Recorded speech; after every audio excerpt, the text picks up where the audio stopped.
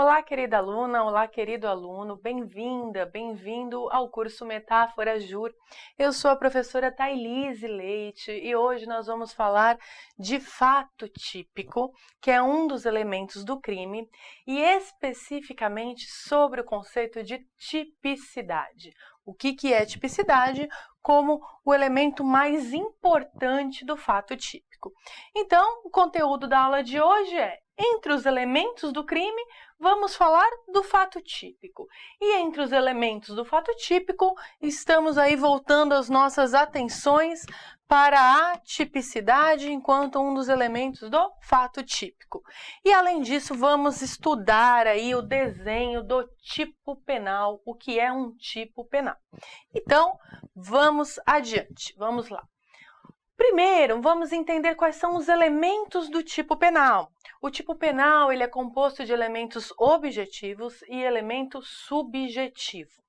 Os elementos objetivos do tipo, eles se subdividem em objetivos descritivos e objetivos normativos.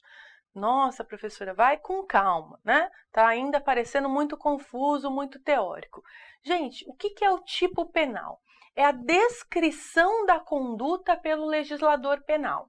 Nós vimos pelo princípio da taxatividade que a lei penal ela precisa ser muito clara, muito explícita, e que para uma conduta ser crime no mundo real, para a gente ter assim uma segurança jurídica, você precisa do perfeito encaixe dos fatos na norma para dizer que está diante de um crime.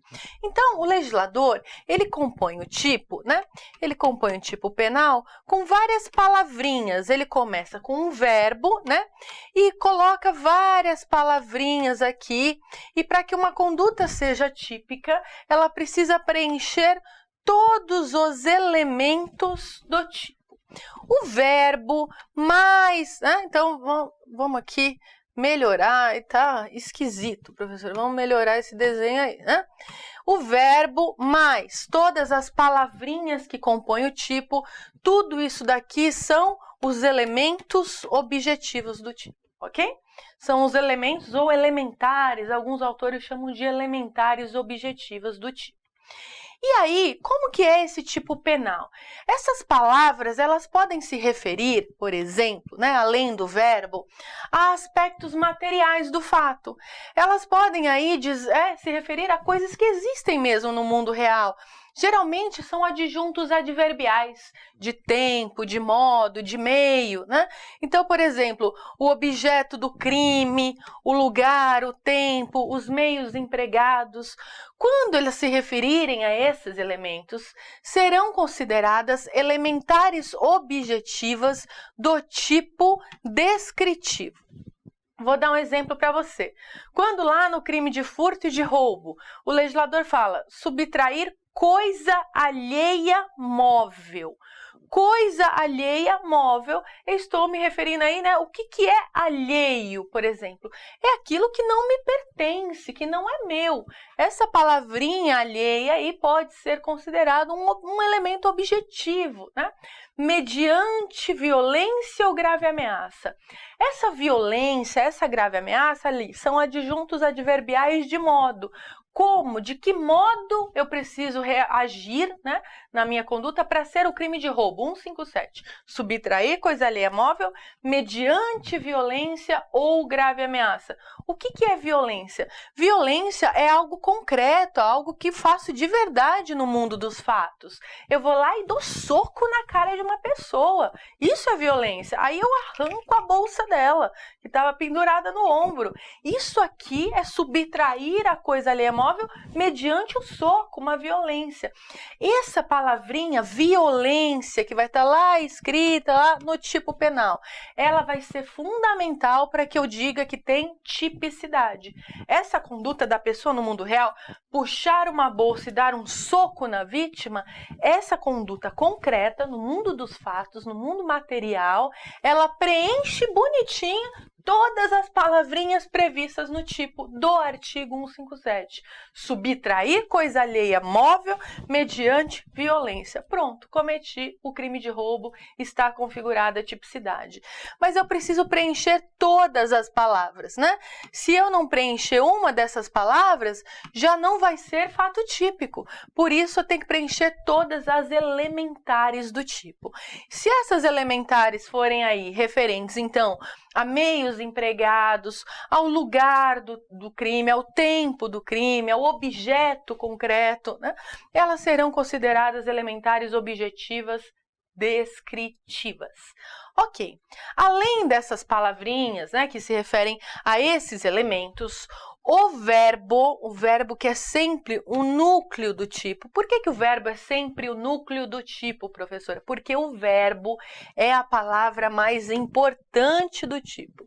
De todas essas palavrinhas que eu estou te dizendo que compõem o tipo penal, o verbo é sem dúvida a mais importante, porque é ele que expressa a conduta, a ação ou a omissão que vai caracterizar o delito. Então, esse subtrair, né, quando eu puxo a bolsa, eu preenchi a conduta típica no núcleo do tipo, o verbo subtrair. Esse verbinho aqui, que vai ser o núcleo do meu tipo, né, esse verbo aqui também é considerada uma elementar objetiva do tipo descritivo. Além disso, né, essas palavras que complementam o verbo, estão dentro do tipo penal, elas também podem ser de outro tipo, de outra espécie, né? Elas podem ser palavrinhas aí que eu chamo de objetivos normativos, elementos objetivos normativos do tipo, ou elementares objetivas normativas do tipo. Esses dois nomes estão corretos. O que são elementos objetivos normativos? São aquelas palavras que precisam de uma valoração para serem compreendidas. Não basta eu ir ao dicionário aí, né? Porque assim, gente, violência é violência, né? É óbvio, é agressão, é insulto, né? É lesão. Para eu cometer violência, obviamente um soco é uma violência. Mas há outras palavras que podem integrar o tipo penal para as quais eu preciso ir a uma lei para saber o que aquilo significa, né? Por exemplo, o que é coisa móvel, né? O que é um bem móvel? Os bens móveis estão classificados nos direitos reais do Código Civil. Então, essa coisa móvel, essa coisa alheia móvel, ela precisa que eu vou consultar o Código Civil para saber o que é propriedade móvel, para saber o que é coisa, o que é res, o que é bem jurídico, o que é propriedade. Então, elas são elementares do tipo normativos, porque estão em normas jurídicas, em outras normas, quando isso acontecer, ok? Mas pode ser também que elas estejam aqui, né? Então, assim, funcionário público, não precisa estar necessariamente em outra lei, pode estar na lei que regulamenta o funcionalismo público, né? Mas pode estar em qualquer outra norma, numa portaria, num edital, né? Eu preciso consultar, eu preciso saber o que é isso, né? O que é um documento, né? Para poder saber se a conduta no mundo real preencheu o tipo penal. Quando eu precisar consultar normas jurídicas, eu vou estar diante de um tipo penal do tipo norma penal em branco. Então, é quando eu tenho elementar objetiva normativa, para a qual eu preciso consultar outra norma jurídica para entender o que aquilo significa, estou diante de um tipo penal em branco. E quando eu estou diante de um tipo penal aberto? Estou diante de um tipo penal aberto quando eu precisar consultar a sociedade, os valores sociais, para saber o que aquilo significa. Por exemplo, o que é um ato obsceno? Se o crime é praticar ato obsceno, o que a gente considera ato obsceno? Eu preciso ver na moral social, nos valores sociais, o que as pessoas consideram obsceno, né? O que seria isso? O que é dignidade? O que é decoro, né? Ou eu preciso consultar um médico, ou pelo menos os estudos, né, de literatura médica, biológica, para saber o que é estado puerperal, o que é puerpério. Quando eu vou consultar outros conteúdos que não normas jurídicas, para entender palavras que fazem parte do tipo penal, eu estou diante de um tipo penal aberto, né? Então, tanto o tipo penal aberto quanto o tipo penal em branco, ou norma penal aberta, ou norma penal em branco, são tipos que têm elementares objetivas normativas, sejam por normas jurídicas, normas sociais ou de outros conteúdos axiológicos que vão informar o que significam essas palavras. Mas lembrando que todas essas palavrinhas, verbo, mais as outras palavras que compõem o tipo, são sempre elementares do tipo objetivo. São elementos objetivos do tipo penal, ok? Podendo ser do tipo descritivo ou do tipo normativo, ok? Além das elementares objetivas, que nós já vimos, que são então o verbo mais as outras palavrinhas, mais os outros elementos objetivos, verbo núcleo. Todo tipo penal também tem um elemento subjetivo. Por que estou afirmando isso? Estou afirmando com base na hipótese teórica de que nós adotamos a teoria finalista da ação no nosso Código Penal brasileiro. Teoria finalista da ação do alemão Hans Welzel. Aí adotamos essa teoria alemã e por essa teoria, obrigatoriamente, o crime só se comete mediante dolo. Então é preciso ter a elementar subjetiva. Por que subjetiva, gente? Porque vem de sujeito. O sujeito ativo, que é a pessoa, né, o agente que comete o crime, eu tenho que saber o que está na cabeça dele, o que está se passando dentro dele. É subjetivo isso. Saber se ele tinha a intenção de cometer o crime ou não, se ele queria lesar o bem jurídico protegido, ou se ele assumiu o risco de lesar esse bem jurídico, ele está agindo com dolo. E o dolo faz parte do tipo penal para a teoria finalista da ação. Ele está aqui dentro do verbo, né? Se ele está dentro do verbo, ele integra o tipo penal, ele também é elementar do tipo, ou elemento do tipo. E aqui, então, estaria o elemento clássico, que é o dolo. Eu disse para você, né, que pela teoria finalista da ação, todo verbo típico, como matar, subtrair, constranger, ameaçar, injuriar, todo verbo típico, ele está aí com o dolo inserido dentro de si, né? Você mata com dolo, você injuria com dolo, você ameaça com dolo. O dolo está sempre encaixadinho dentro do verbo, tá? Tem um dolo aqui dentro do verbo núcleo do tipo. Por isso, via de regra, segundo a teoria finalista, todo crime é doloso. Quando o legislador coloca um verbo penal, você já visualiza que o dolo está colocadinho ali dentro, está encaixadinho dentro do verbo núcleo do tipo. Todo crime é doloso. Todo tipo penal, caput ali, simples, é sempre doloso, doloso, doloso, doloso. Todo crime é doloso. Só vai existir um tipo culposo se o legislador vier embaixo do crime principal, que sempre é doloso, e fizer a previsão de um tipo culposo. Aí o legislador precisa escrever: esse crime se comete mediante culpa. Se for cometido com culpa, se for culposo o crime, ele precisa escrever. E aí ele vai prever um outro tipo, é um outro crime. Então, uma coisa é a lesão corporal. Simples. Outra coisa é a lesão corporal culposa, entende? São dois crimes completamente diferentes, crimes distintos, destacados, ok? Porque o legislador precisa prever um outro tipo penal com outro elemento subjetivo. Toda vez que o legislador inova algum dos elementos do tipo, se ele trocou o verbo, se ele trocou alguma das palavrinhas, das elementares objetivas, ou acrescentou novas, ou se ele trocou a elementar subjetiva, trocando o dolo por culpa, toda vez que o legislador faz isso, ele inovou alguma coisa no tipo, ele criou um outro crime diferente, tá bom? Ele criou um outro tipo penal. Então, uma coisa é um homicídio simples, caput. Outra coisa é o qualificado, já é outro crime diferente. E outra coisa é o homicídio culposo. São três crimes diferentes, não pode se confundir. Então, como nós estávamos falando, aí, via de regra, o delito tem como elemento subjetivo o dolo e, excepcionalissimamente, a culpa. Para isso, o legislador é obrigado a criar um tipo culposo, autônomo, é outro crime, um crime diferente.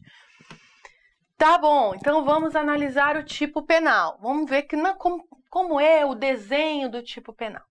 Quando eu me deparo com um tipo penal, no nosso sistema penal, né, como o nosso Código Penal aqui brasileiro, ou mesmo na legislação penal especial, a carinha que eu encontro é essa, né? O desenho, aí o formato que o legislador adotou foi esse. O tipo penal é assim, tá?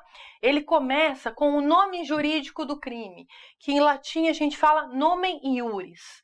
Qual é o nomen iuris desse crime? O legislador coloca lá um nominho para o crime. Esse crime se chama homicídio simples, ok? E aí, logo abaixo, o legislador vem criando o tipo. Então, isso daqui é o tipo, tá? Ele é composto por esses dois preceitos, tá? Aqui está o tipo. Todo tipo penal, ele é composto, então, por preceito primário e preceito secundário. Todo tipo penal. O que vem no preceito primário? No preceito primário vem a conduta. A conduta que no mundo dos fatos se realiza, se ela se encaixar nessa previsão, é um crime, ou pelo menos é um fato típico, tem tipicidade, tá? Então vem o número do artigo, e aí vem as elementares do tipo, como nós vimos, certo? Vem o verbo. Esse é o verbo, é núcleo do tipo. E a palavrinha alguém, ela é uma elementar objetiva ou um elemento objetivo do tipo, tá? Então, o verbo matar, núcleo do tipo, está aqui. Para ser o crime, preciso preencher essa palavra, matar. E, além disso, para ser crime de homicídio, também preciso preencher a palavrinha alguém, obrigatoriamente. Como que eu sei quem é alguém, quem não é alguém? Eu vou no dicionário, eu vou no mundo real. Eu sempre brinco também quando eu estou dando aula que se dependesse de mim, né, os cachorros seriam alguém. Porque o meu cachorro, a minha cachorra, para mim é muito alguém, é muito mais alguém que muito alguém por aí, entendeu? Se alguém matasse o meu cachorro, eu queria que fosse punido pelo artigo 121 do Código Penal, mas não pode. Não pode por quê? Porque esse artigo 121, ele está dentro aqui, né, do título 1 dos crimes contra a pessoa, né? Capítulo 1 dos crimes contra a vida, né? Então, esse alguém necessariamente é pessoa. Por quê? Porque é óbvio, ai, professora, claro que alguém é pessoa. Nada disso, para mim não é óbvio, não. É porque esse crime, ele está dentro aqui, sistematicamente, deste título e deste capítulo. Então, para ser a vítima, tem que ser pessoa. Seria pessoa natural ou pessoa jurídica. Só que como protege a vida da pessoa, só pessoa natural, pessoa física tem vida, então tem que ser pessoa humana, né? É esse aqui que é esse alguém. E aí está escrito que é pessoa humana lá na nossa Constituição Federal, né? Quem é pessoa humana? Eu vou lá na Constituição Federal e verifico que pessoa humana, na Constituição de 88, é todo ser humano, independente de gênero, de sexo, de raça, de etnia, de orientação religiosa ou qualquer outro tipo de diferença, porque a Constituição proíbe qualquer forma de discriminação entre seres humanos. Professora, mas isso é óbvio. Não, não é não. Porque, por exemplo, enquanto a gente escravizava pessoas negras aqui, neste país, pessoas negras não eram alguém, não eram pessoas, eram coisas, eram objetos. Tinha contrato de compra e venda, tinha cartório para registrar a propriedade de um escravo, de uma escrava negra. E aí, se você matasse um escravo, era um crime contra a propriedade, não era um crime de homicídio, né? Então, não é óbvio, não. Essa palavra alguém, ela é uma elementar objetiva do tipo. De que tipo? Normativa. Porque eu preciso recorrer à Constituição Federal e ao próprio Código Penal na sua sistemática de título e capítulo para saber o que significa a palavra alguém. Lembre-se sempre, em direito penal, a interpretação gramatical é a última que você faz. Abrir o dicionário para saber o que significa alguém é a última coisa que você vai fazer. Nossa amarração é toda legalista por causa do princípio da legalidade, técnica, tá bem? Então é assim que eu sei quem é alguém. Então essa é uma elementar objetiva do tipo, inclusive do tipo normativa, porque eu tenho que consultar Código Penal e Constituição Federal para saber que alguém é pessoa humana e pessoa humana é qualquer ser humano sem nenhum tipo de discriminação. Ufa! Aí, olha, só esse tipo só tem 2 palavrinhas, já me deu todo esse trabalho, tá bom? Então, até aí tudo bem, esse é meu preceito primário. E ainda eu preciso saber qual que é a elementar subjetiva do tipo. Esse tipo, desse jeito assim, caput, simples, com certeza, qual é a elementar que está dentro desse verbinho aqui, matar? Obrigatoriamente é o dolo. O dolo está inserido no verbo matar, só se mata mediante dolo aqui no caput do artigo 121. Então, eu desenhei aí todas as elementares objetivas do tipo. O verbo núcleo matar, elementar objetiva normativa alguém, mais elementar subjetiva do tipo é o dolo. Tá? E aí tá tudo aí preenchido. Além disso, logo abaixo, o legislador traz o preceito secundário. O que é o preceito secundário do crime, do tipo penal? Ele vem trazer a pena, né? Ele vem trazer a pena. Pena, reclusão de 6 a 20 anos.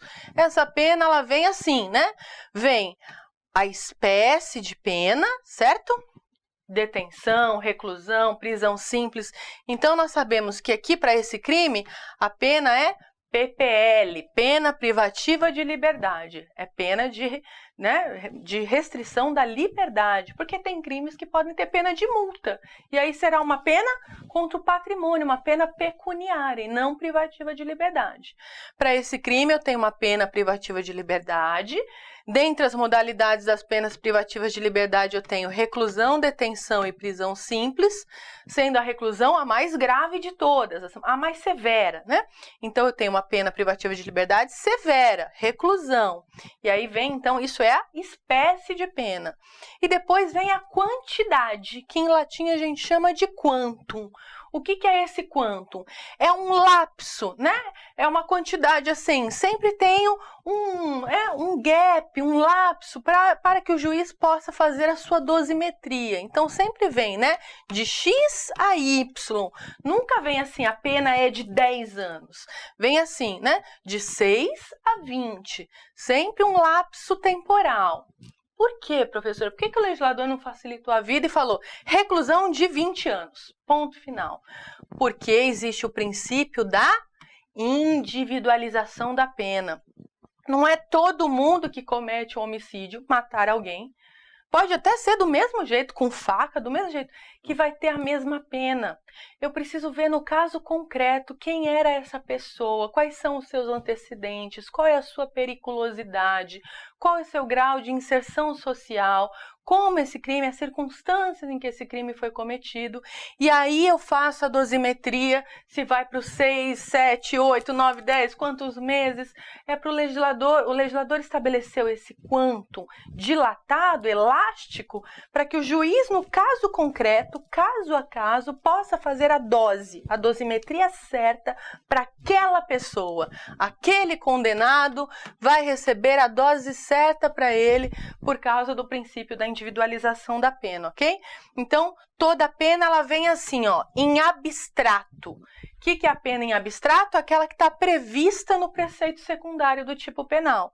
Vem a espécie e um quantum elástico. O que é a pena em concreto ou a pena concreta? É aquela que o juiz aplica mesmo, né? João, né, praticou o crime de homicídio no dia tal contra a vítima José.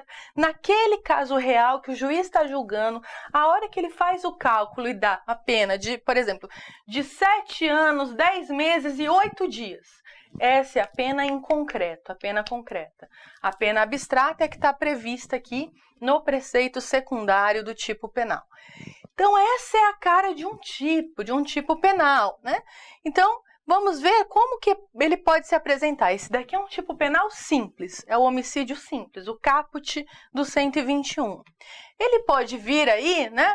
Às vezes com múltiplas elementares objetivas, porque o 121 só tem uma, matar, e aí alguém, só alguém além do núcleo do tipo, que é o verbo, né?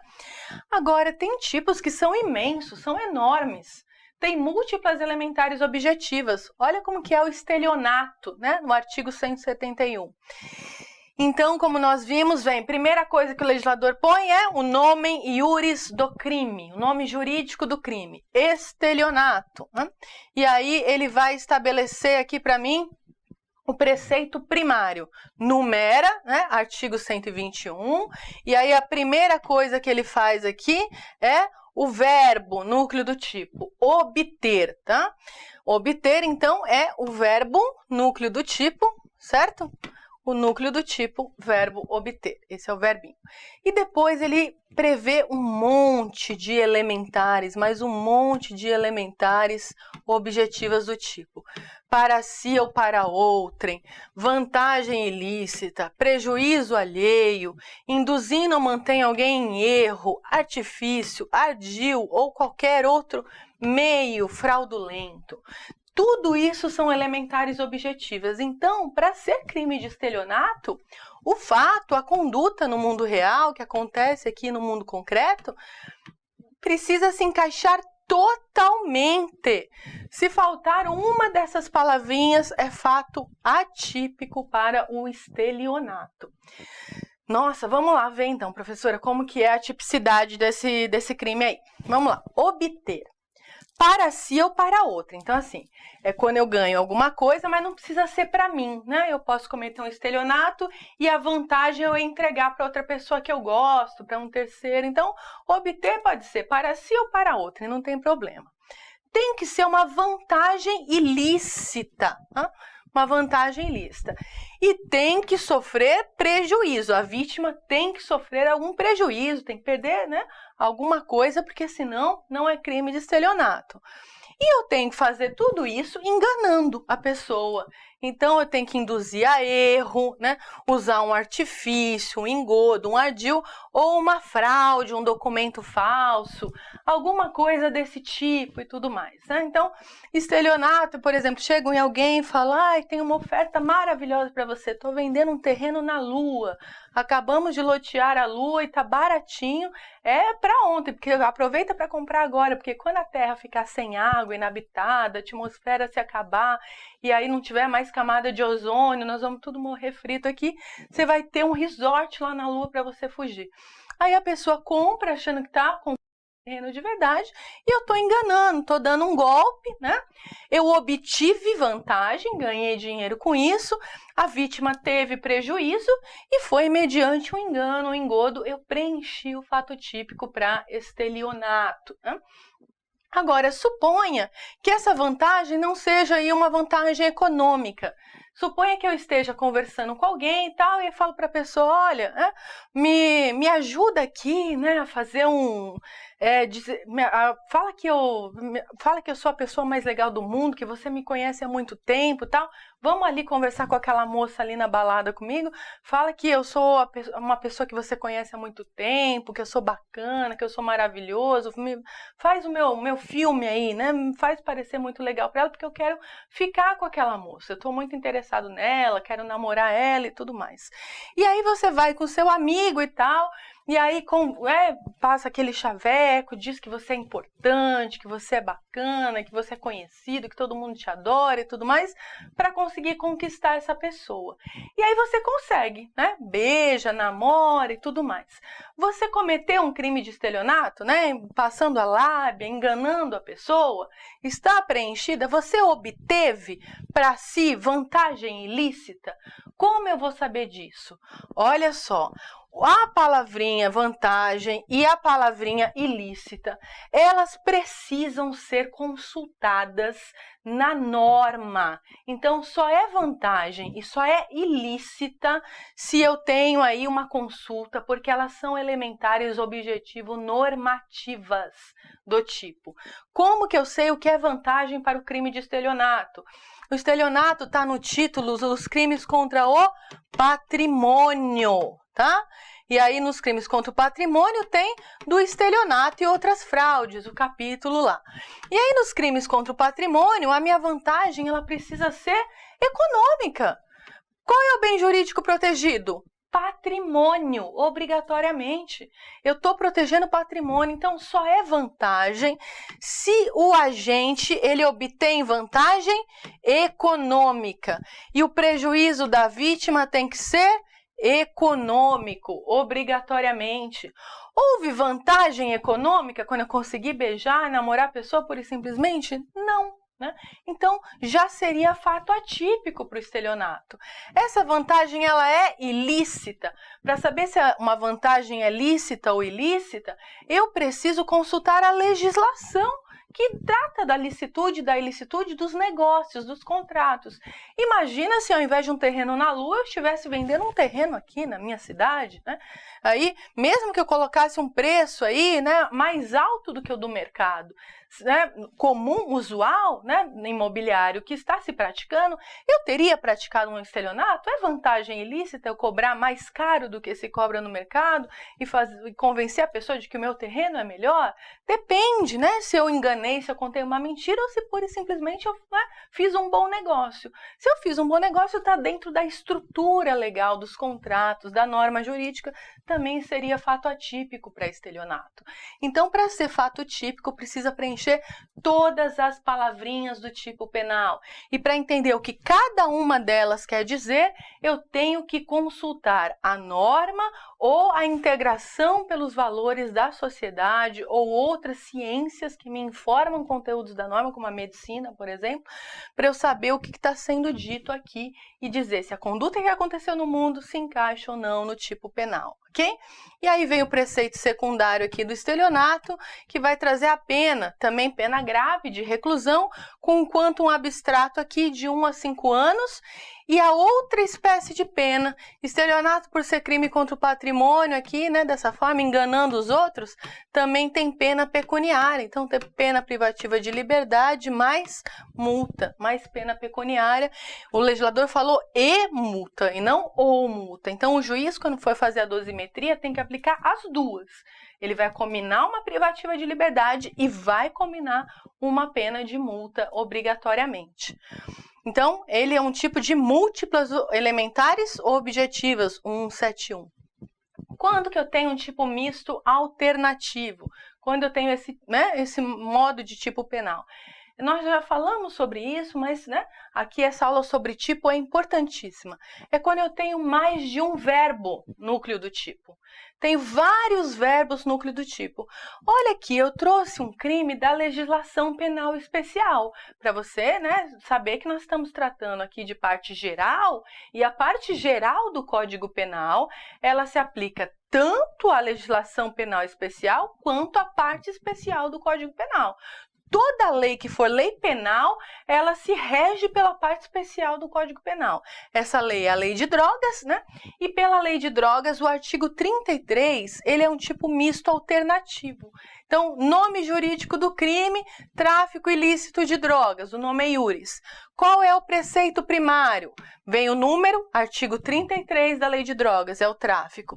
Olha as condutas que são núcleos do tipo, olha os verbos. Importar, exportar, remeter, preparar, produzir, fabricar, adquirir, vender, expor à venda, oferecer, ter em depósito, transportar, trazer consigo, guardar. É muita coisa. O legislador previu diversas, aqui, inúmeras formas de se cometer o tráfico ilícito de drogas. Várias formas de cometer isso. São vários verbos. E nós não falamos que o verbo é um núcleo do tipo? Pois bem, esse é um tipo com múltiplos núcleos. Vários e vários núcleos do tipo, vários verbos núcleos do tipo. E aí, para eu dizer que a conduta é típica, como que funciona quando eu tenho um tipo misto alternativo? Funciona assim. Se a minha conduta preencher um verbo, o fato já é típico. E se a minha conduta preencher 2 verbos? O fato é típico. E quantos crimes eu cometi? Só um, só o do artigo 33. E se a minha conduta preencher 3 verbos? O fato é típico. Quantos crimes eu cometi? O crime do artigo 33, tráfico ilícito de drogas. E se a minha conduta preencher todos os verbos, professora? Eu ainda só cometi um crime, o crime do artigo 33. Então, e drogas, eu posso, por exemplo, eu posso produzir, exportar, posso vender, eu posso guardar, eu posso ter em depósito, posso fazer várias coisas com a droga. Se eu fizer uma coisa ou várias, vai ser o crime do artigo 33. Então, fazendo uma coisa ou várias é o mesmo crime e a pena é essa. Reclusão de 5 a 15 anos, é um crime bem grave, tá? e pagamento de 500 a 1.500 dias multa. Novamente, ó, o legislador usou a partícula E para deixar claro para mim que tem o juiz que aplicar as duas penas, tanto a privativa de liberdade quanto a pena de multa, a pena pecuniária obrigatoriamente. E vê como, inclusive, a pena de multa ela tem um quantum, né, dilatado, elástico, porque até para a pena pecuniária tem que fazer individualização da pena. Então, esse aqui é um tipo misto alternativo. Lembrando que os outros, né, elementos aqui, como a palavrinha drogas, são elementares objetivas do tipo. E a palavra droga, ela precisa ser consultada numa portaria, né? Que é uma portaria da Anvisa, Agência Nacional de Vigilância Sanitária, que estabelece quais são as drogas proibidas, ilícitas no Brasil. Só vai ser artigo 33, tráfico ilícito de drogas, se eu fizer alguma dessas coisas, por exemplo, importar, vender, expor à venda, uma substância que esteja na portaria da Anvisa. Porque a palavrinha drogas é uma elementar objetiva do tipo normativa, né? E lembrando que dentro de cada um desses verbos, como todos os outros, a elementar subjetiva contida aqui é sempre o dolo. Esse é um crime doloso, assim como lá no estelionato, dentro do verbo obter, a elementar subjetiva é obrigatoriamente o dolo. Todo tipo aqui, dentro do verbo, ele é doloso, obrigatoriamente. Tá? E quando eu tenho um tipo omissivo? Quando eu tenho um tipo omissivo, o legislador ele vai estabelecer um verbo, uma locução verbal no sentido negativo. É assim que eu constituo crimes omissivos próprios. Por exemplo, o crime de omissão de socorro, da parte especial do Código Penal. Nome iuris do crime, omissão de socorro. Preceito primário, número, artigo 35. Onde estão os verbos? Olha aqui, o legislador fez duas formas, né? Também é um tipo misto alternativo aqui. Deixar de prestar assistência ou aqui, ó, não pedir. O verbo pedir acompanhado de partícula negativa, de advérbio de negação, o não. Então, esse crime ele só se pratica no sentido negativo, não fazendo alguma coisa, deixando de fazer alguma coisa. Não é à toa que esse é o mais clássico crime de omissivo próprio, né? Um crime omissivo próprio, porque ele se pratica não fazendo alguma coisa, no qual a própria previsão típica aqui, ela é no sentido negativo, ok?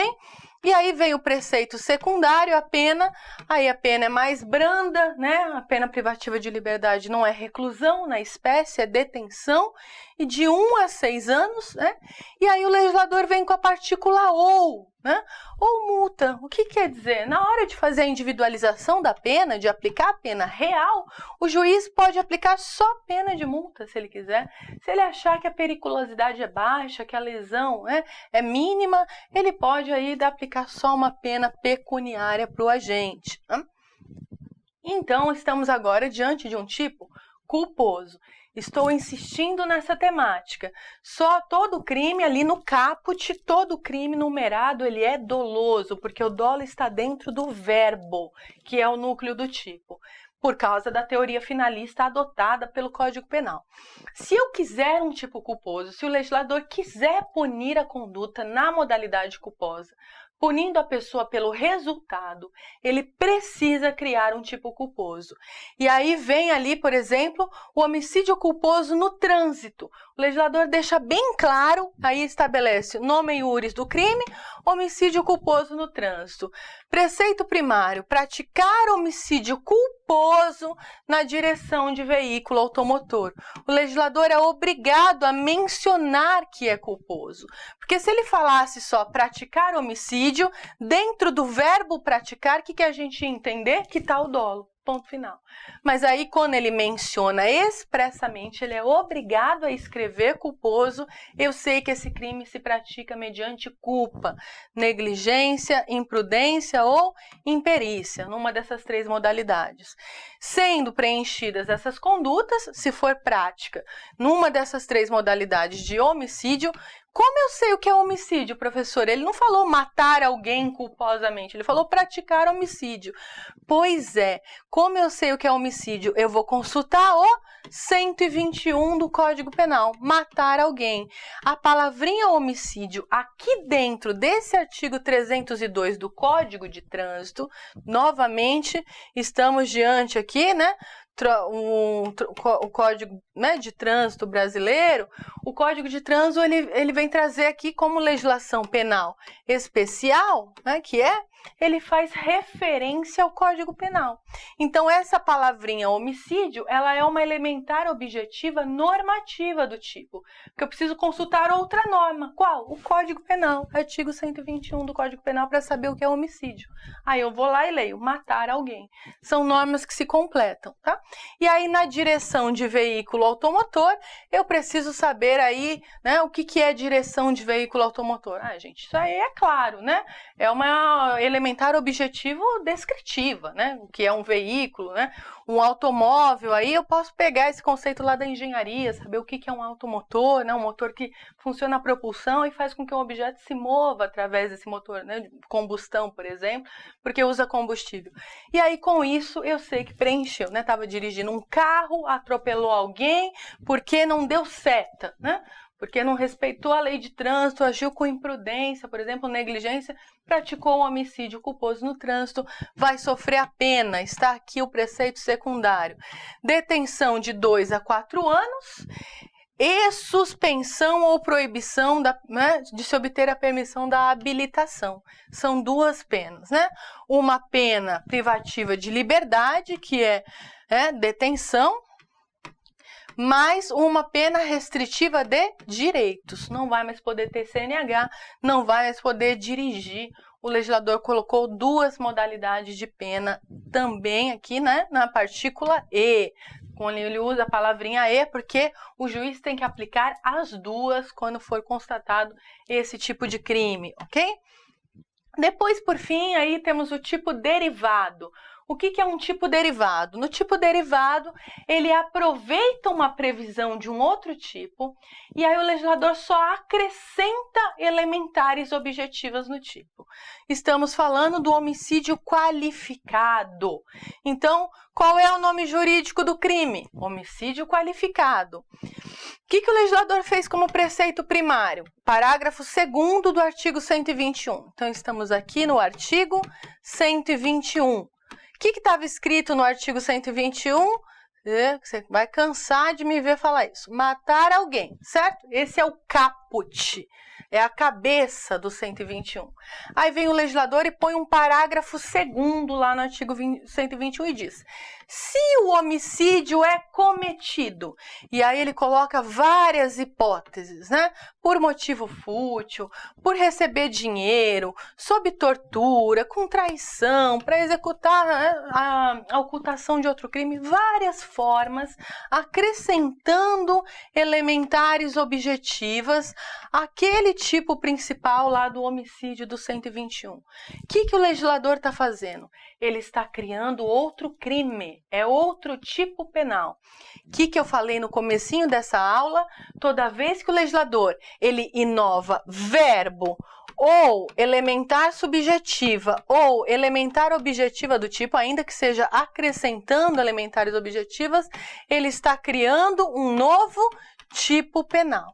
Por que eu insisto nisso? Porque quando dou aula de direito penal, eu faço a prova, eu conto um casinho e falo: que crime o João cometeu? João atirou em Maria, né?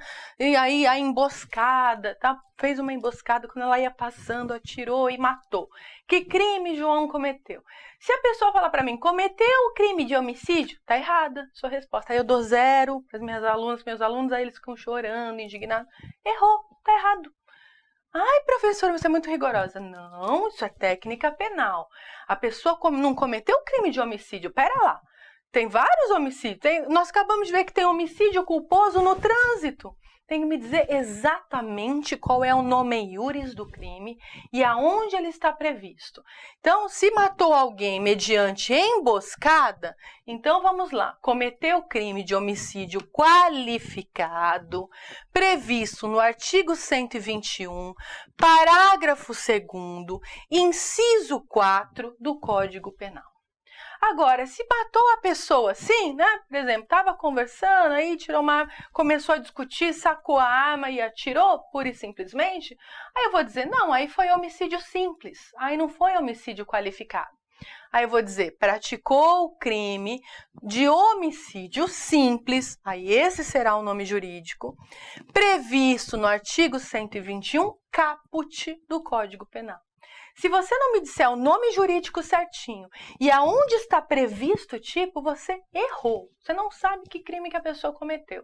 Porque uma coisa é homicídio simples, outra coisa é homicídio qualificado e outra coisa ainda é homicídio culposo. São 3 crimes diferentes. Não pode me falar homicídio. E outra coisa ainda é homicídio culposo no trânsito, por exemplo. Então, você tem que me dizer exatamente, ok? Porque toda vez que o legislador inova verbo ou elementar subjetiva, trocou dolo por culpa, ou ele inova até mesmo acrescentando elementares objetivas, como ele fez aqui, ó, acrescentou elementares objetivas ao matar alguém, isso é outro crime, é um crime diferente. E tem que me dizer exatamente o nome desse crime e aonde ele está previsto na legislação. Senão, errou qual é o crime, tá bem? E aí, né, sendo assim, para esse crime de homicídio qualificado, ele tanto é um crime diferente do crime do caput que ele tem outra pena. O legislador cria uma pena nova. Reclusão de 12 a 30 anos. Lembra que o simples era de 6 a 20 anos? Porque é um crime diferente, gente. Né? É um outro crime. Então, esse aqui vai ser reclusão de 12 a 30, ó, muito mais, porque é um crime muito mais grave do que o homicídio simples. Então, quando o legislador acrescenta elementares objetivos, nós estamos diante de um tipo derivado. Tudo isso para a gente aferir tipicidade. O que é tipicidade? Então, tipicidade é quando um fato acontecido no mundo real, né? Então, foi algo que aconteceu, fui lá, fiz uma emboscada, esperei a Maria passar de noite, eu estava escondido no beco, atirei nela quando vinha passando. Isso é um fato no mundo real, né? Essa Maria, ela tem nome, tem sobrenome, tem família, a pessoa que atirou também, são coisas reais do mundo concreto. Isso aconteceu no dia tal, na hora tal, na cidade tal, o nome do beco era tal, a rua que ela passava era aquela. Isso é uma coisa real, concreta. O fato que aconteceu no mundo, o tiro na Maria, ali no beco, ele tem que se encaixar perfeitamente ao tipo, ao preceito primário. Se o fato se encaixar bonitinho no tipo, nós chamamos isso de subsunção. Então, o que é tipicidade? Perfeita subsunção do fato que aconteceu no mundo ao preceito primário do tipo penal. Se acontecer essa perfeita subsunção, qual que é a conclusão? A conclusão é que a pessoa, o sujeito ativo, merece sofrer a pena, né? Porque tem tipicidade penal, né? Claro que nós vamos ver os outros elementos para ver se teve o crime, né? Se teve aí, então, culpabilidade, ilicitude. Mas, por enquanto, eu sei que houve tipicidade se o fato se encaixou bonitinho no preceito primário da lei penal, da norma penal. Isso é tipicidade. Eu sei que o sujeito ativo cometeu aquele fato típico, ok? Para fazer isso, ó, veja, é uma operação lógica.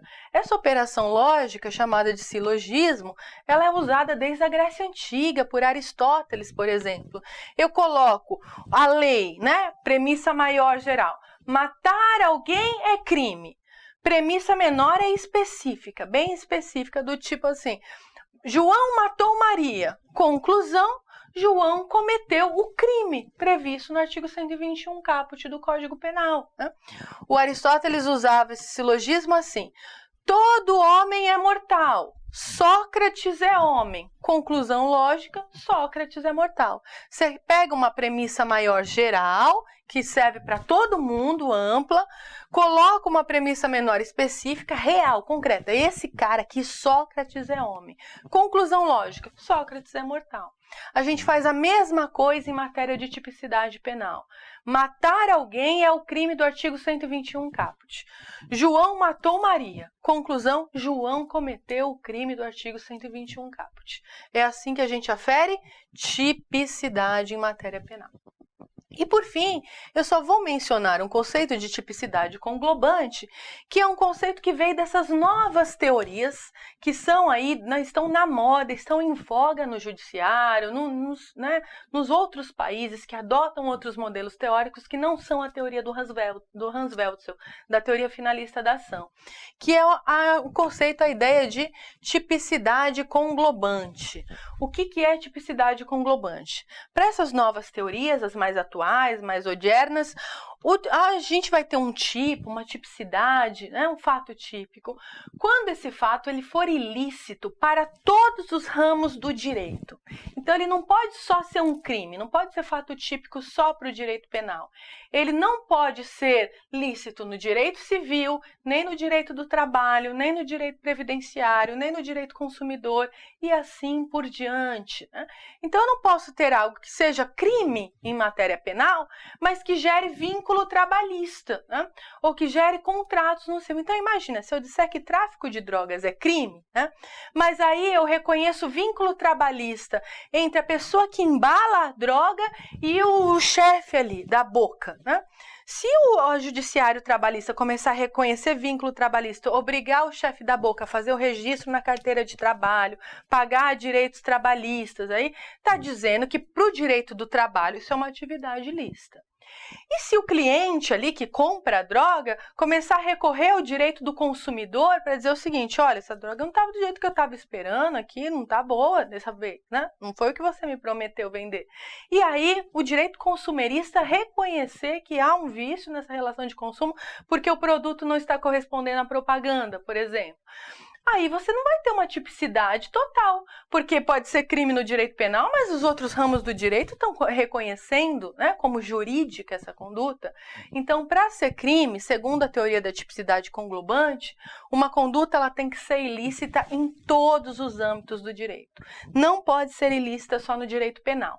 Mas nós adotamos a teoria do Hans Welzel, então para nós basta que seja ilícita só no direito penal. É só se você quiser inovar, se você estiver fazendo uma tese defensória muito inovadora, você pode pegar um julgado de outros ramos, justiça do trabalho, justiça civil, para tentar retirar a tipicidade e salvar a pele de alguém que estiver sofrendo um processo criminal, dizendo, isso aqui é fato atípico em nome da tipicidade conglobante. Mas é uma teoria bem nova e bem distoante da nossa tradicional clássica teoria finalista da ação, ok? Só estou mencionando para você saber que existe. Essas são as referências bibliográficas da aula de hoje. Estude, porque é um tema muito importante. Muito obrigada pela paciência. Eu sei que é uma aula teórica cansativa. Obrigada por estar comigo até aqui e até a próxima.